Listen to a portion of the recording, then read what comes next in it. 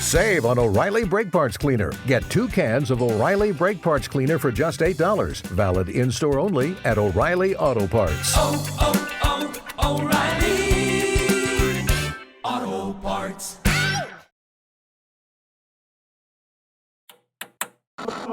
With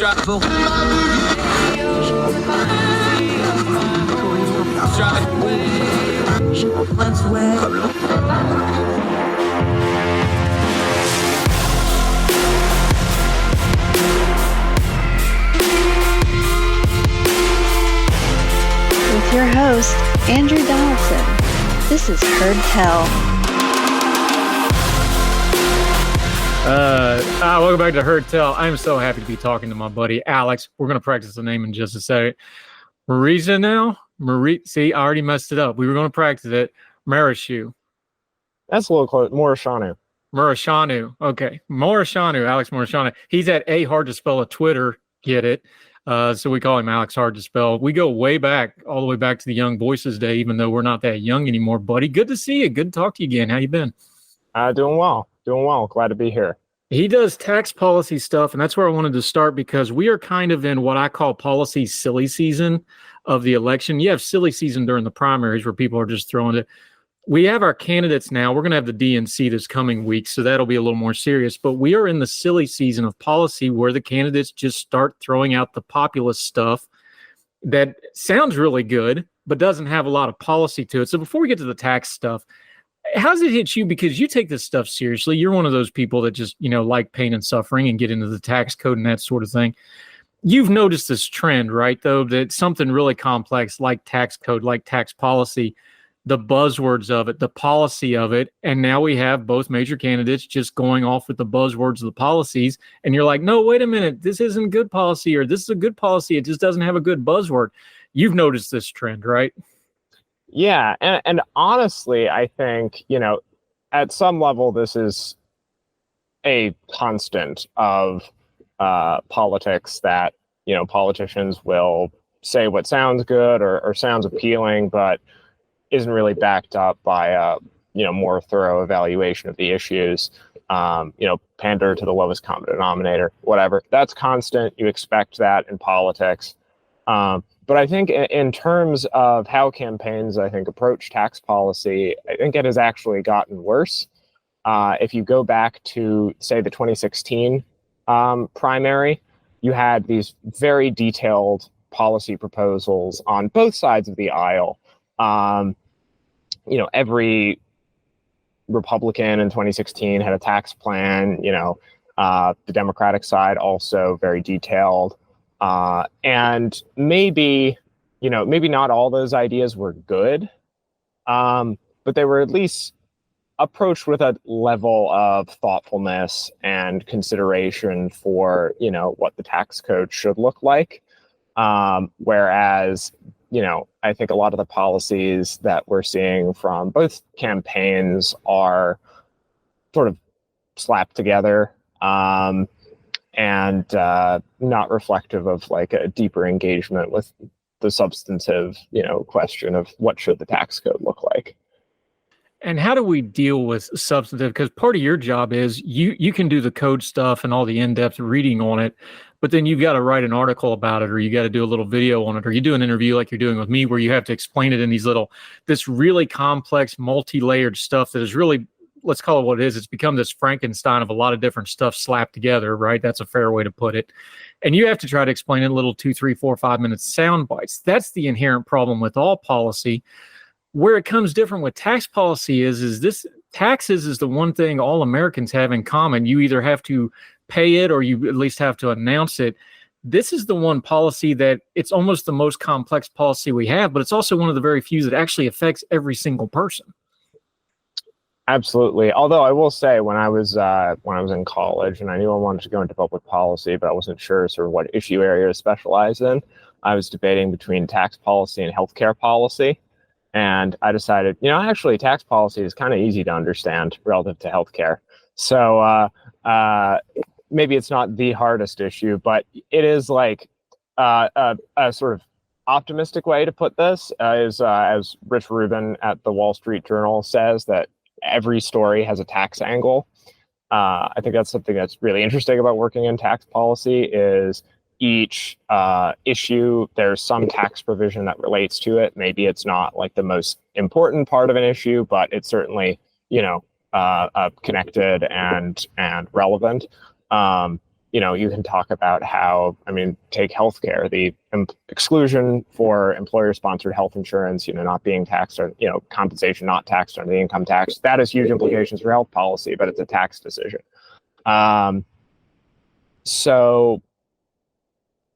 And I think on the subject of having to break down a sort of complex issue in sort of easy to understand sound bites, that is a challenge. I guess that's why I think at some level, like, that's my job. But it is always a balance of trying to make sure that you get the technical aspects correct, while also not, or like getting the technical aspects correct and also getting it into a format that people can digest. And you don't want to water the explanation too far down to where you're actually, saying something that's substantively wrong. And I think it's a fun challenge, though. And it's important because, if you care about government, you care about the country, most people are familiar with the Bill of Rights. They know the First Amendment. The First Amendment has those 5 essential freedoms, right? Speech, religion, assembly, freedom of the press, redress of grievances. People know that. The thing about the Constitution is the prime role of Congress is really the power of the purse. It's representing the people, but it's representing the people's money, and taxation is the way that the people fund their government. So we talk about all this big stuff like national debt, or we're going to talk about infrastructure spending and all this. Taxation is really the most fundamental building block of a representative government, or even a dictatorship. That is, like, the people are going to pay for the government. We just don't talk enough about how that's really like the First Amendment of how the whole government's functioned is tax policy, and yet we don't talk about it that way. Yeah, at some level, I think, I guess I'd think of it as half of government. You have a spending side and you have a tax side, and spending side is all kinds of stuff from infrastructure, social programs, entitlements, military and defense. All these issues are just one half of the equation, and taxes are the whole other side. I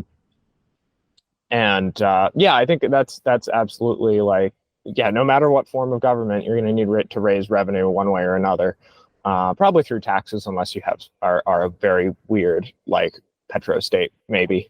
I absolutely agree. Yeah, we could be a petro state, but that's another argument for another day.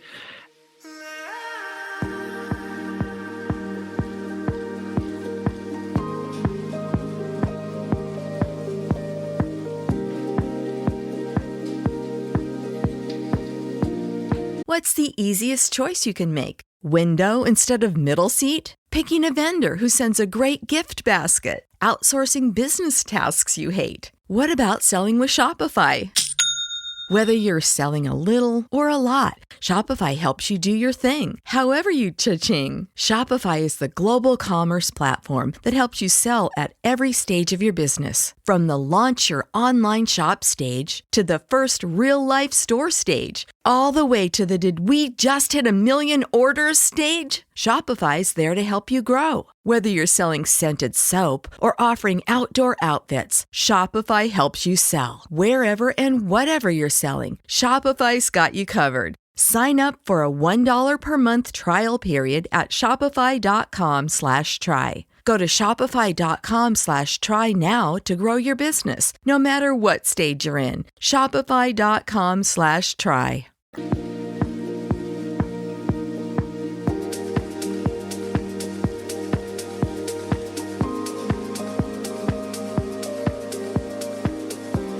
Let's do a couple pieces of nomenclature, though, because you're really smart. You can explain this stuff so easy that even I can understand it. But when we talk about taxes, there's some nomenclature that we hear in the news media and in commentary all the time. But I want to take a second and make sure we got the nomenclature right.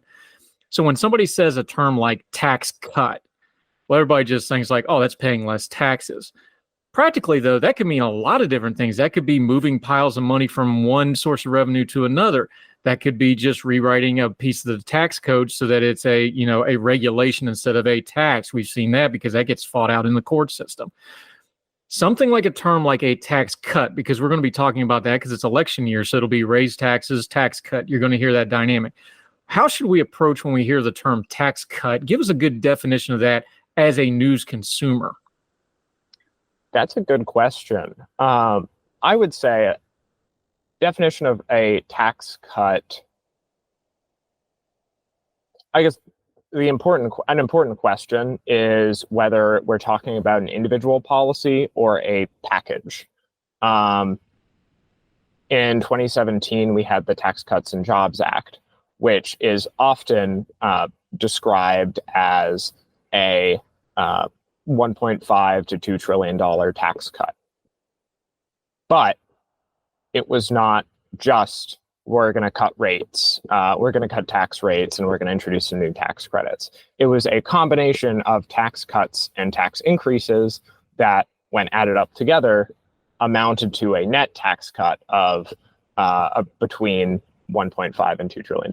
But within that, that's really, 5.5 or so trillion in tax cuts, and 3.5 to 4 trillion in tax increases. It's a reform that results in a net tax cut, whereas other policies might just be a sort of standalone. You might just be talking about something as a standalone thing, just increasing the child tax credit, like that would be a tax cut.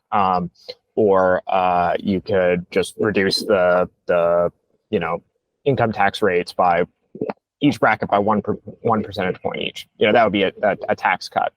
That's one category, and then another category would be the sort of a broad reform that just, at the end of the day, on net, results in less revenue, but includes both some tax increases and some tax cuts. And there are a lot of different types of ways to cut taxes or cut, tax revenue. You could do credits, you could do increased deductions, you could lower rates.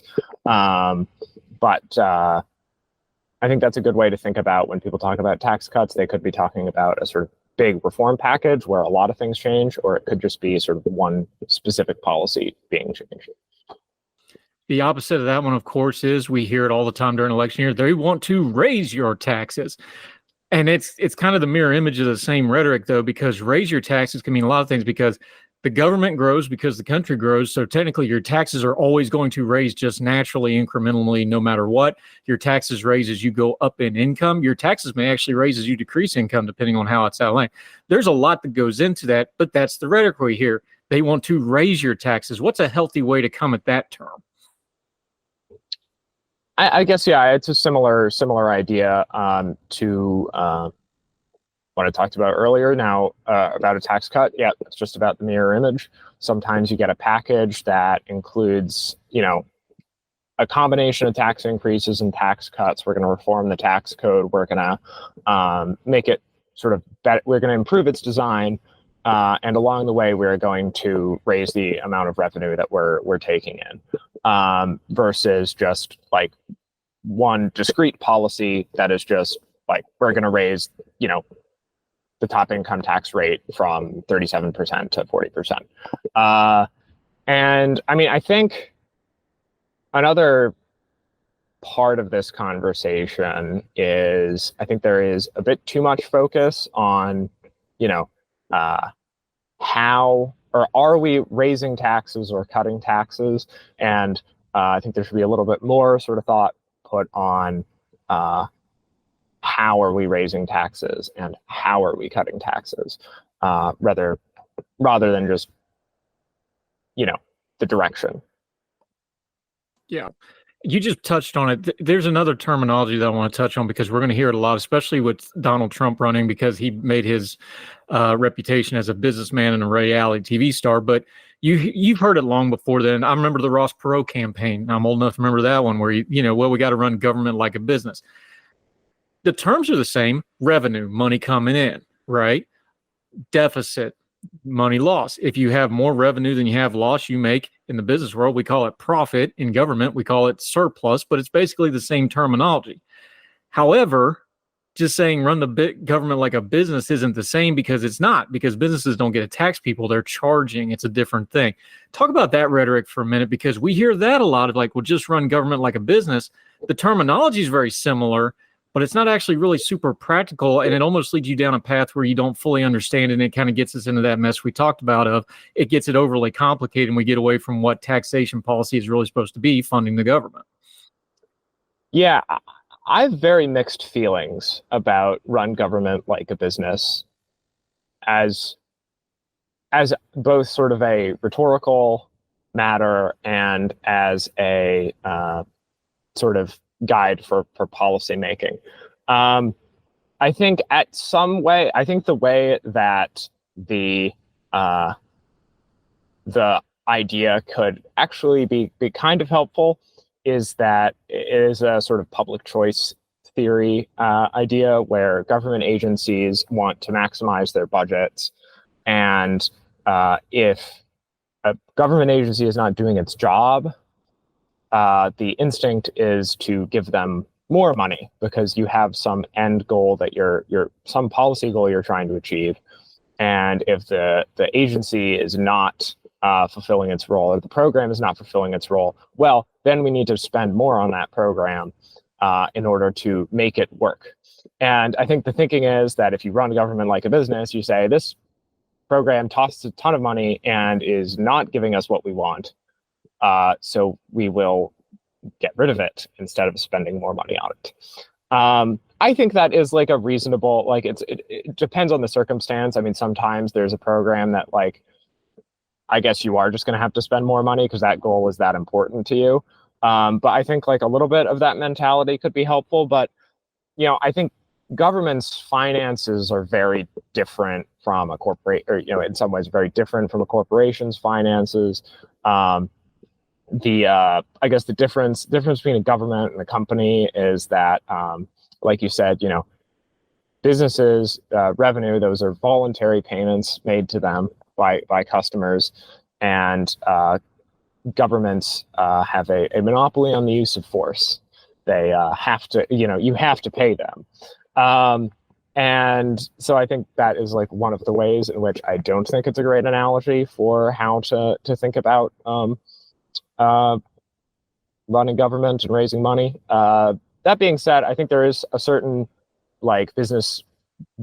businessman, maybe like a business person has like a little bit better of an understanding of how companies make business decisions. And so maybe that influences their thinking on how to design the tax code, because they do consider, the behavior, they have a better understanding of how businesses respond to incentives. Now, that maybe might be true, but I don't think that like the businesses and government are like strictly transferable in terms of how they operate.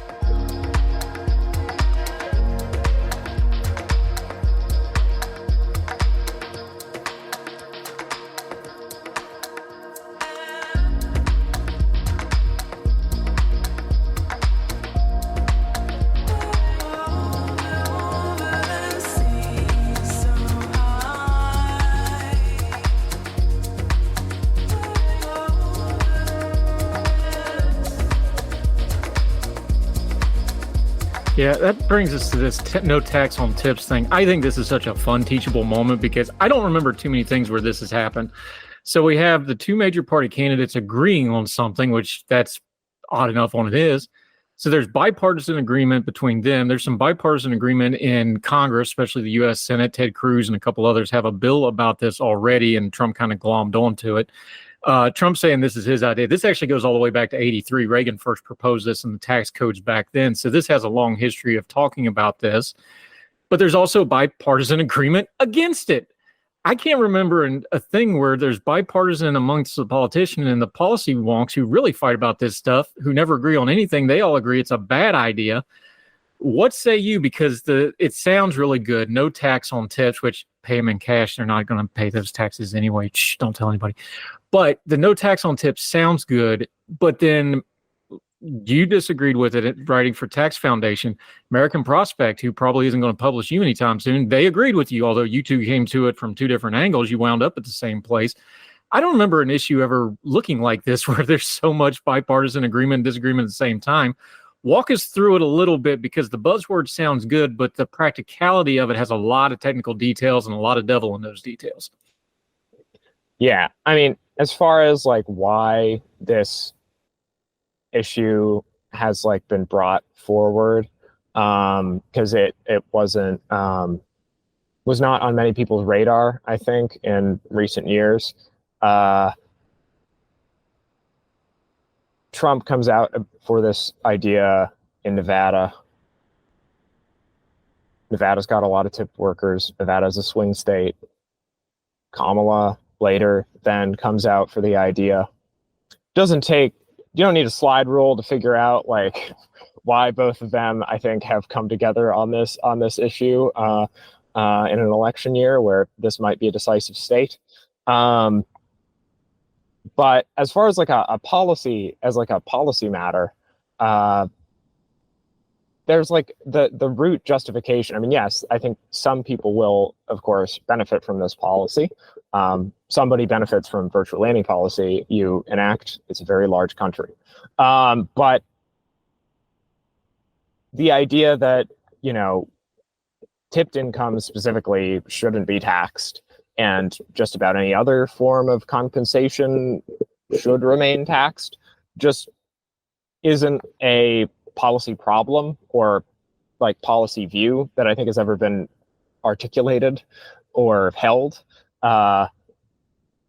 And beyond that, though, there are it's sort of an interesting question of what would the effects of this policy be by treating one set of labor income differently than another. I think that is like an interesting question. Setting aside that, like, well, why are we trying to do this? I don't see a good reason for it, but if enacted, I think it would be interesting, but still not a good idea.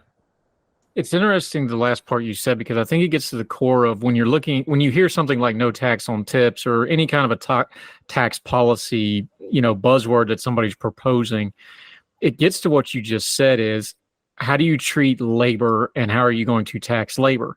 There's almost this thing, and there's been a big debate about service workers, and it always swerves into minimum wage and that sort of thing. But I think that's almost one side of the issue. And the other side of the issue is, why do we have this conversation? And tax policy goes directly to this. Service workers that are tipped, now all of a sudden you're saying, well, they need to be compensated in a certain way that other people aren't. And then you get into the debate of, well, who should be compensated in that same way? That's one of those little intricacies that you look at that the buzzword doesn't look at as like, oh, well, it's just a natural habit for a normal person to have a waiter or somebody at the hotel or whatever the case may be, your Uber driver or whatever, and you tip them a little bit, or somebody carries something to your car and you tip them. That's a natural human behavior that's part of our culture. But if you put that into the tax code, it's not a human nature thing. It's a black and white legality that has to be very, very, very specific. And now you're into things like big words that you use when you sit in your tank and think and do that sort of thing, incentivizing and those sorts of things. That's the disconnect between the rhetoric and you're saying, oh, well, of course we want these people to make more money, but it's also how they make more money is how you're treating them as a part of labor and as people individually also. Yeah, and I think there are a lot of questions again, because this idea hasn't been. I had a question from a reporter saying, "Have any states tried something like this before?" And I didn't know off the top of my head, and I asked a couple colleagues of mine who work on state tax policy, and I said, "Have you heard of anything about this at the state level, maybe historically?" And these guys who know a whole lot about state taxes, state tax history, said, "Nope, not that I could think of."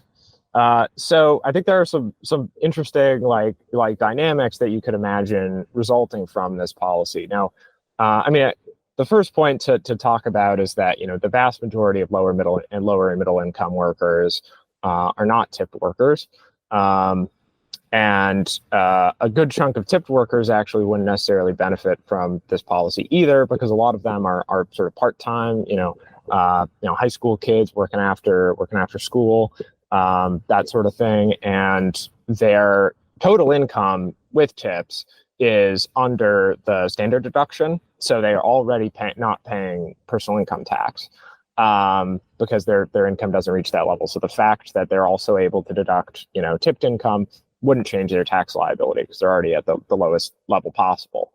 But there are some interesting dynamics where do you introduce, does tipping get introduced in like more occupations? Do more occupations start having as a custom a tip because it's tax advantaged?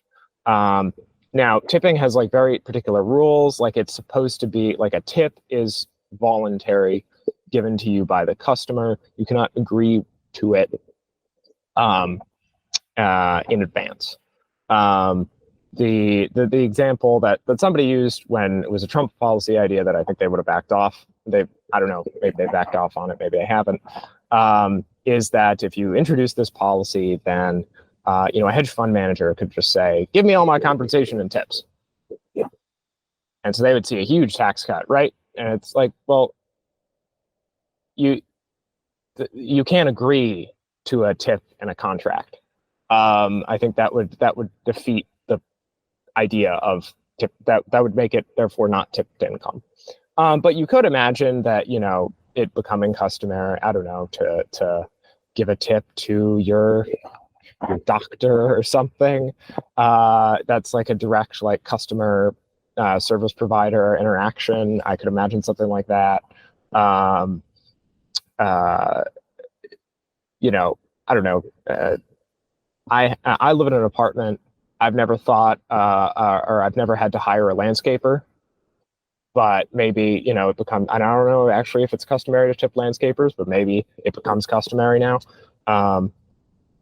Then the other side is that because now these tipped occupations have this tax advantage, maybe more people want to work as waiters. And this competition sort of drives down the increase of labor supply in the waiter market, makes drives down aggregate wages for waiters because tips are taxed less, and so the possibilities there are higher. So you want more people want to go into it. That is also a dynamic that I could imagine happening. But I guess the point is why would we particularly want any of these effects to happen? If you want to cut taxes for lower middle income workers, you can just cut taxes for lower middle income workers broadly, not a lot on some subset. This is a good point to talk about something else in tax policy. Policy, people want to talk broad policy because it gets a broad audience and more people.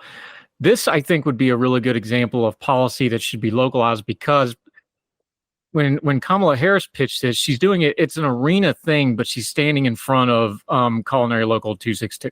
The Culinary Union in Vegas runs Vegas. Okay, everybody understands, the casinos and all the stuff that supports them. I lived in Vegas for a couple of years. The Culinary Union is the powerful force in that town, so it would make sense to them because they, that's who they work on. Almost a lot of their employees are customer facing that get things like tips.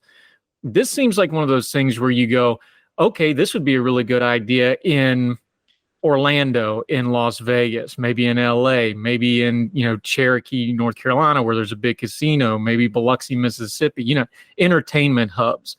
Okay, this could probably be argued in a policy. And we already mentioned, there's some bipartisan agreement for and against this. This should be a localized thing. This probably wouldn't work really good in downtown Cincinnati, or it may not work really good in, Austin, Texas, or wherever.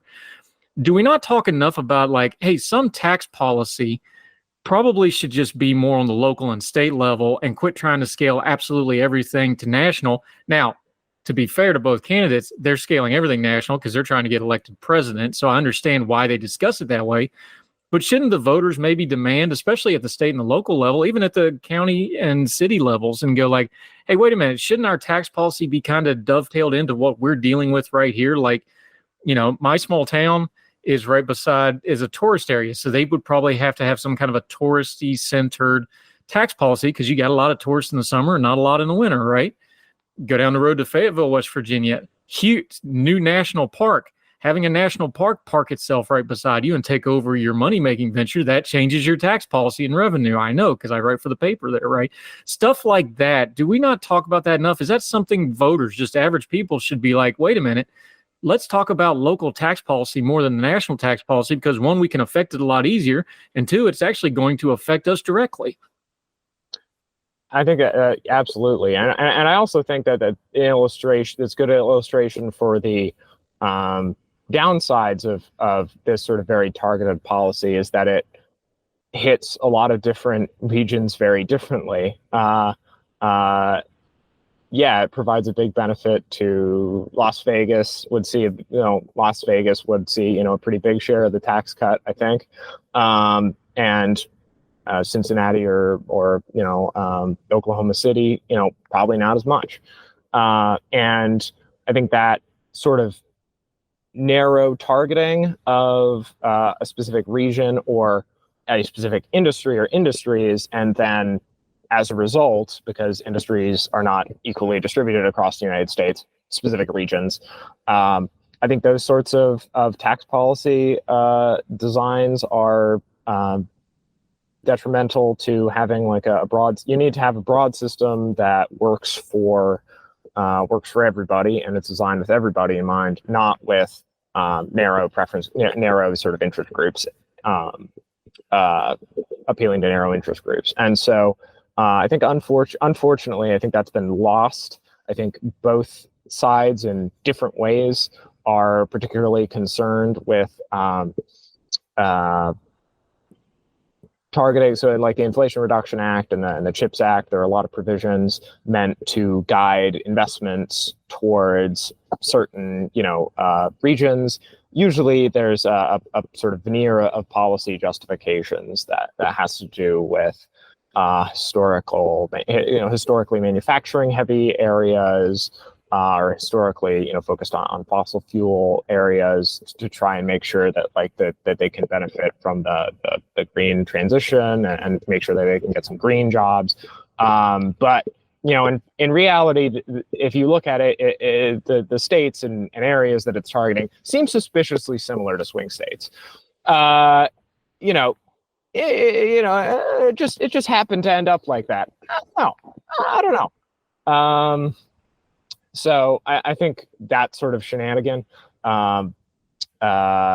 is better avoided with broad rules rather than sort of narrow subsidies.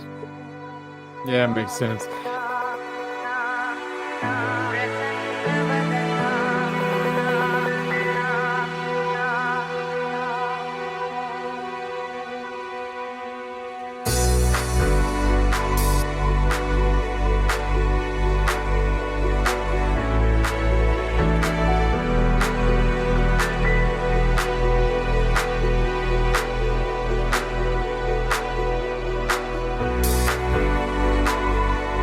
Let's talk about one way people do see their tax dollars a lot, because they put up big signs with it on it. I've got a new interstate spur going by the house out here, and there's a big old sign, part of the Inflation and Jobs Act, right? It's a big old sign right on it, and it's not even fully opened yet.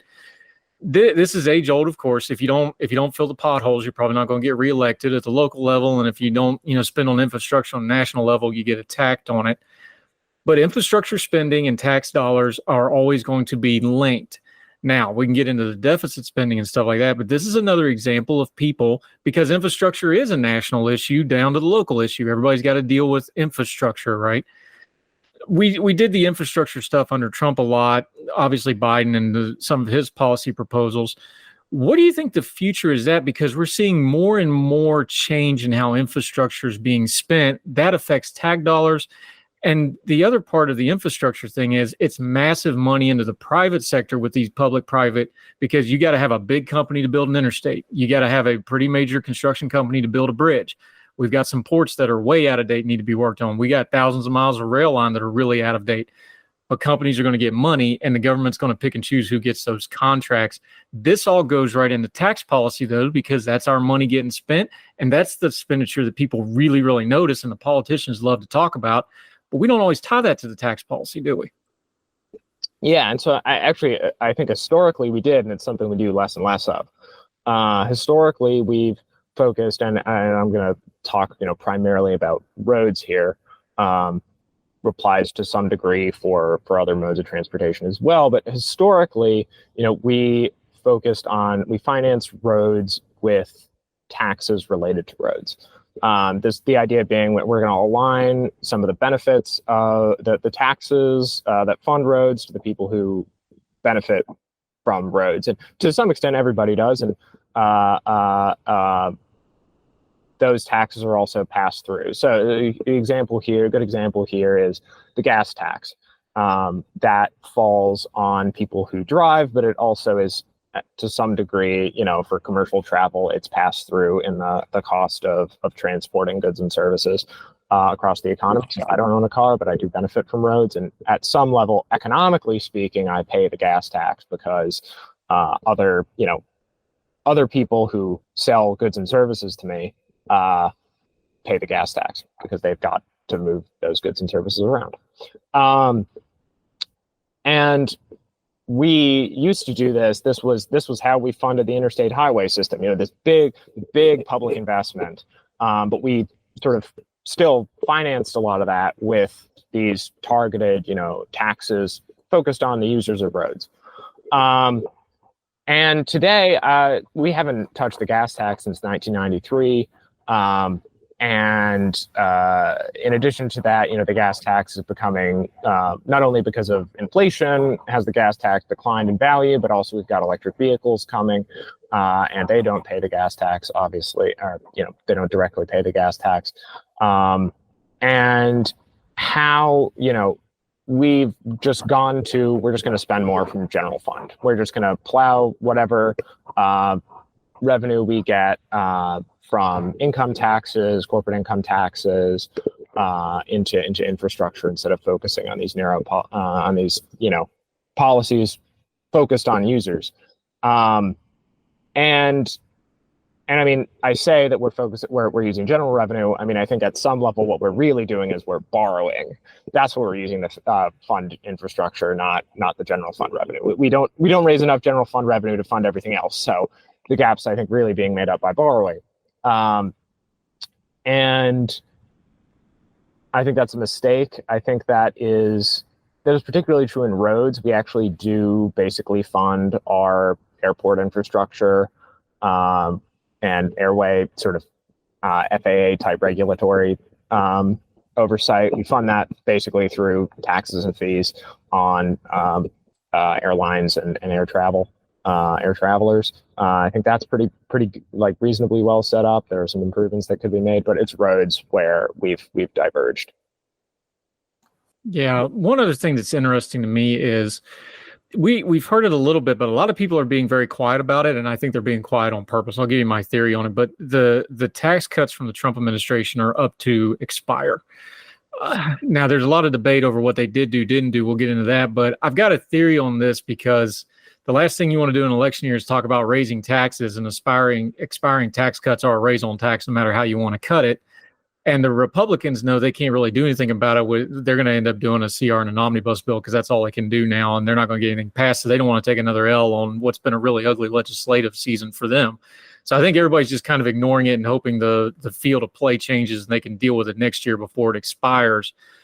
This is a big deal, and very, very fewer people are talking about the fact that this thing's got a clicking clock on it. No, that's not a word. A ticking clock on it, if I say it correctly. But I don't hear anybody talking about it, and I find that very, very strange, although understandable when you kind of think about it.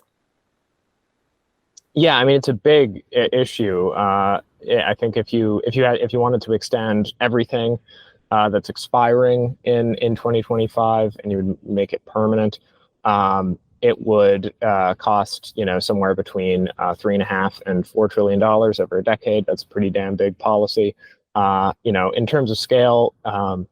No tax on tips is roughly $100 billion over 10 years. So you've got a policy that is between 35 and 40 times, I think, as large in scale as no tax on tips. But let me tell you, I have received more emails about no tax on tips expressing opinions just from random readers or curious taxpayers. I've received more emails related to no tax on tips than any other piece that I've ever written. People have a lot of opinions about this policy, and I think there are a lot of downsides to this policy. Like, I don't think it's a great idea, but it's not that big of a policy.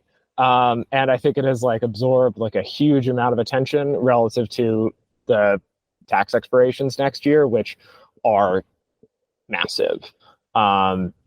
Is a big it is a big effing deal, as our president once said. Why is it such a big deal, though? Because when this was passed, look, there's a lot of politics involved, because it was Trump that did it, and it's hot, and then Trump became a one-term president. So not being there, Biden's not going to tout it. So a lot of this is circumstances of kind of how this kind of fell through the cracks a little bit. And we know the political, where they're not going to be able to do anything about it right now anyway. What did this tax cuts almost a little bit misleading on what all this involved, because this was really some rewriting of the tax code more than a cut. This was what we talked about earlier, changing some things that were regulatory. Get us past that buzzword, because everybody knows that it's the Trump tax cuts, or he cut taxes on the rich, or whatever you want to say. What did it actually do? So if it expires, what's actually going to happen? Yeah, so I think let me try and get it into like a nice clean number that I can break it into maybe 3 categories and say, 1, you need to know this, 2, you need to know this, 2, 3, you need to know this. I guess on the personal income tax, 2 points. You reduced tax rates across the board. Basically, you reduced the brackets, tax rates on the brackets. And to pay for that, or at least to pay for some of that, the law restricted itemized deductions. So it reduced the amount of principal that's eligible for the mortgage interest deduction, limited the deductibility of state and local taxes. And then on family tax provisions, it expanded the child tax credit and expanded the standard deduction while getting rid of the personal exemption. This was a net simplification, and made the child tax credit more generous. And then on the corporate income tax side, it reduced the corporate tax rate in order to both incentivize investment and prevent profit shifting, which is sort of not. I think in some people's heads, those are sort of one and the same. But like profit shifting is just sort of a paper matter of companies, move whatever profits they can report elsewhere into a lower tax jurisdiction. That's more of a paper activity rather than investment, which is like sort of a real, like we're building something. And lowering the corporate tax rate addresses both of those concerns. It also improved some deductions for capital investment, but also introduced a new penalty on R&D investment, which was meant to be a budget gimmick, not to go into effect, but it did end up going into effect, and I think a lot of people have egg on their faces for that. But nonetheless, I guess that's the big picture. Lowered tax rates, reduced deductions for mortgage interest, bigger child tax credit, slightly simpler individual income tax, and lower corporate rate. The lower corporate rate, though, is permanent, so that is not changing. But some of the deductions for investment are.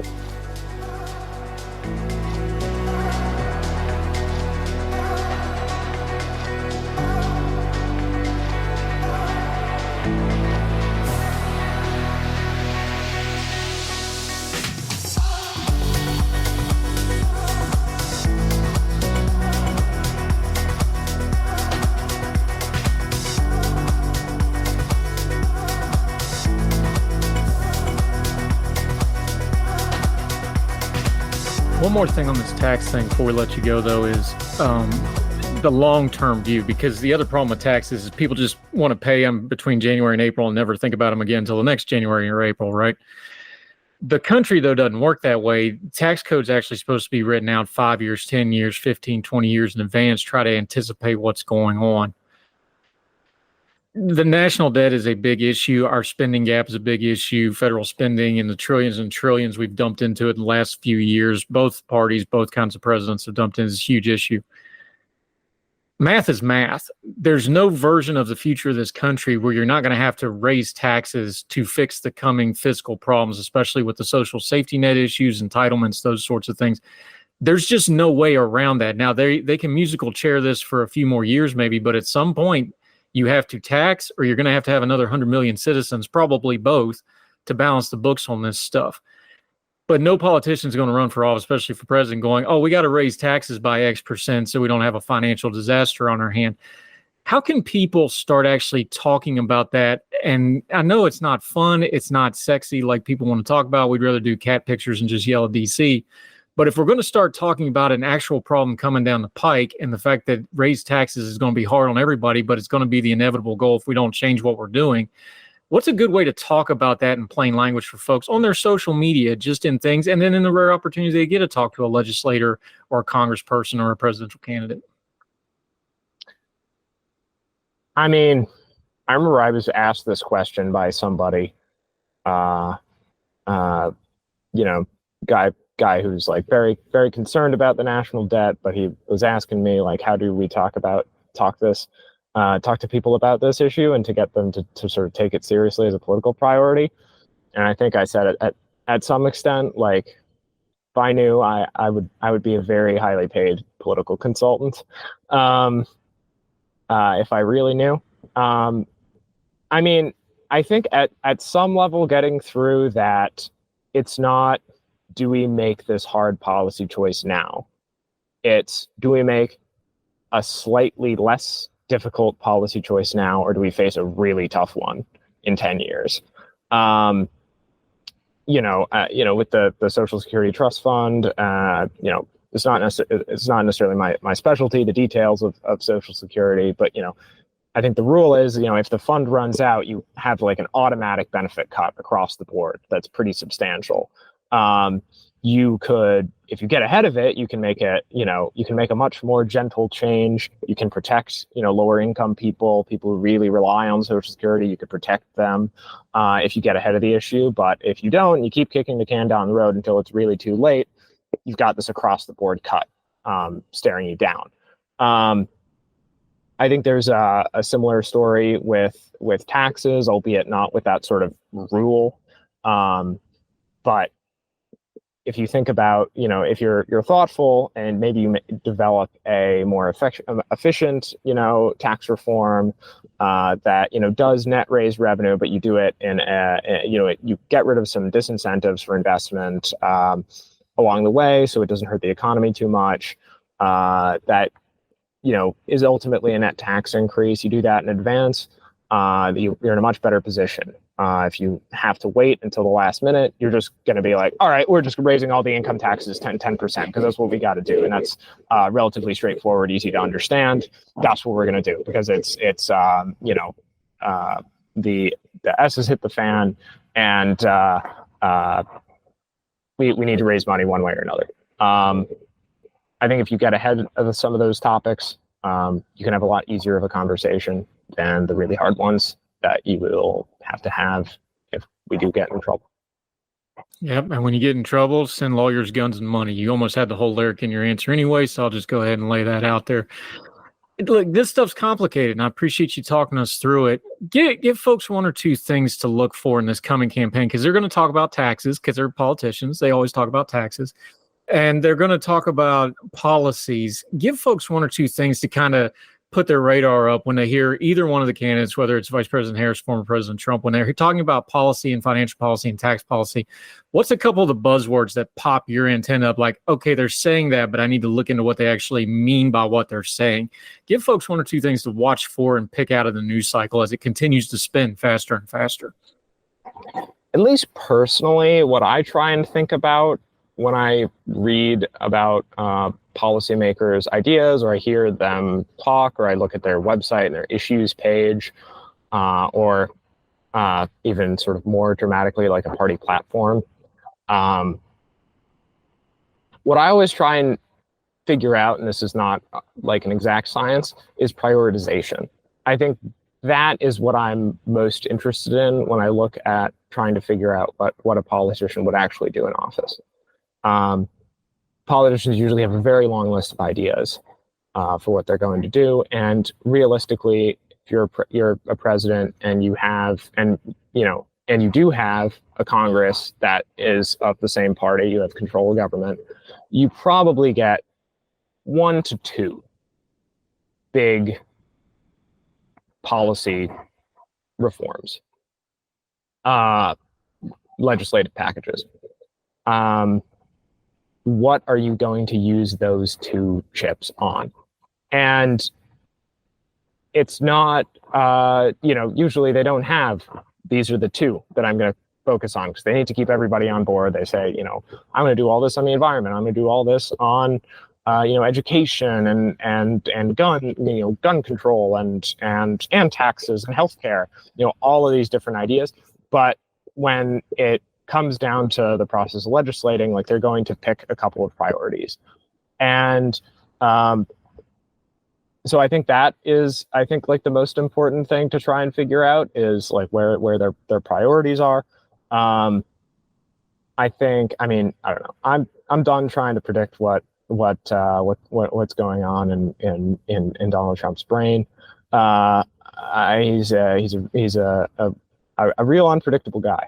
But I think with Harris, I think something that is useful is looking back at what her priorities were when she ran for president in 2020 or in the 2020 primary. She was more focused on, like, she endorsed a bunch of different big tax increases. She wanted to raise the corporate rate back to 35%. She, I think, supported a financial transactions tax, a bunch of other things. But, like, the idea that was really, like, her core issue was just sort of a big middle class tax credit, which I didn't think was particularly well designed. I think, if you want to do tax relief, I'd rather reduce rates than have another, credit to the code. But, like, that was her distinguishing policy. Like, everybody in that primary loved financial transactions taxes. Like, I don't think that's a uniquely Kamala Harris idea, but the middle class tax credit, I think something like that is more where her priorities might lie. So that's something I've been thinking about. Trying to figure out priorities is, I think, just as or more important than a big picture, issue page or a platform. Yeah, I agree with you. And the first thing, and I want to end on this because this is right up your alley, is like, when is America, the populace and electorate, going to understand that when you say, I'm going to call for something that, and $4.95 will get you a caramel macchiato at Starbucks, it means absolutely nothing, because most of what they're proposing has to go through Congress, and we're probably going to have either a split Congress or raised within majorities, no matter which way this goes. That's one of those things that always puts my antenna up, is like, a lot of what they're calling for in their policy platforms. We're getting ready to have the DNC. We had the RNC. Those platforms, almost all that stuff's actually Congress. Very little of that's executive. And yet we listen to them go and we're like, oh, they're for this, I'm going to vote for them to get that. You're not getting that. You're going to get that through Congress. At some point, maybe the electorate will grow up and do that. But that's one of the things that always kind of grabs me. How's it hit you? Yeah, I mean, I think I think people somewhat oversell exactly how much the HBO show Veep is the most accurate show about American politics. I think it's a little bit oversold, but I think it does get a lot of things right. And there's one line in Veep that I always think of when it's, convention season. At one point, Selena Meyer, the president, or vice president, says during the convention, it yells at her daughter, Catherine. She says, "It's the party platform, Catherine. It's a to-do list of things that we're not going to do." And so, I do think that there are some, like, changes year over year. If you notice, like, a substantial change in the party platform, that's, like, interesting. That the committees of people who are in charge of putting out this document decided to nix a certain section. That might be notable. But it's not really like a governing document. We're not a system like, I think, like the United Kingdom parliamentary system, where if you're in government, you can do what you want. I'm oversimplifying the United Kingdom's parliamentary system. But if you're in government, you can do what you want. Like, we don't have the same thing in the U.S. And even when you are in government and control all of House, the Senate, and the presidency, you probably don't have that big of majorities in the Senate. So even then, you've got to appease some people. Yeah, I hear you on that part, because what happens is, I've done UK media before. I was on their live coverage of one of the stations over there's Uvalde coverage.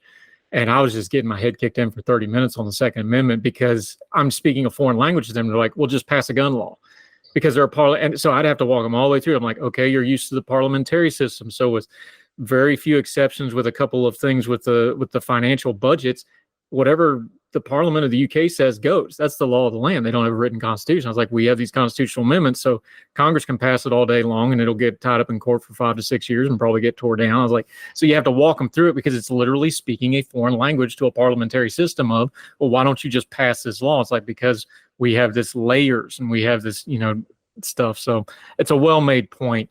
Alex Muresianu, how'd I do on that one? I get that one? Pretty good. Yeah. We're getting there. People can grow. I've grown with you. We're both old Young Voices guys from way back when. Let folks know where they can keep up with you. It's been too long. We'll have you back soon. Appreciate the in-depth conversation on tax stuff, because I know we can geek out on this stuff. A lot of people don't, but I want to give people some stuff they can at least try to get their head around. Tell folks where they can follow you, what you got going on. You've got a couple of really good memes going on Twitter right now at A Hard to Spell. I like the Walmart Hospital one. I'm going to steal that one. Let folks know where they can keep up with you, my friend, till we talk to you again. Absolutely. Thanks for having me, Andrew. I can be found on Twitter at ahardtospell, and I guess also just go on taxfoundation.org. It's I write there and I publish work there, but it's also a lot of my my colleagues do as well, and there's a lot of excellent stuff there for you to read. So check those out. It's funny how it works too, because I bet you had no clue that no tax on tips was going to eat up your whole fall, did you? I did not. It's a funny bit. I Alex Muresianu, appreciate the time, sir. We'll talk again real soon. Thanks you. All right. Thanks, Andrew. Yes, sir. All the music on Heard Tell is provided under a Creative Content license from monstercat.com. Somos la máquina.